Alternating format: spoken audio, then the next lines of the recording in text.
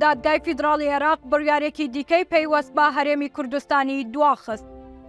دادگای باڵای فیدراڵی سکاڵایەکی دیکەی بۆ مانگی داهاتوو دواخست کە دژی ڕاگررتنی پلەبەرزکردنەوەی فەرمانبەرانی هەرێمی کوردستان بوو لەلایەن 9 مامۆستا و فەرمانبەری هەرێمی کوردستان تۆمار کرابوو. بە گوێرەی خشتەی دانیشتەکانی دادگای باڵای فیدراڵی ئەمڕۆ یەکشەممە 26 یانزەی 2023 دادگاکە بۆ تاوتوێکردنی سکاڵای 9 مامۆستا و فەرمانبەری هەرێمی کوردستان کە لە دژی ڕاگررتنی پلەبەرزکردنەوەی فەرمانبەرانی هەرێمی کوردستان تۆمار کرابوو کۆبوونەوە.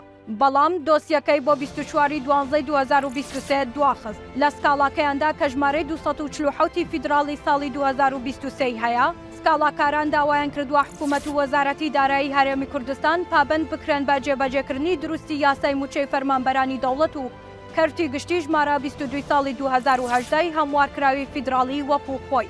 بە تایبەت وەکو ئەوەی ئاماژەیان بۆ کردووە مادەکانی 6 و 7 و 8 و 9 یاساکە و ئەو بڕیار و ڕێنماییانەی لە حکوومەتی کوردستانەوە لەبارەی ڕاگررتنی پلەبەرزکردنەوەی فەرمانبەران دەرچوون هەڵبوەشێنێتەوە.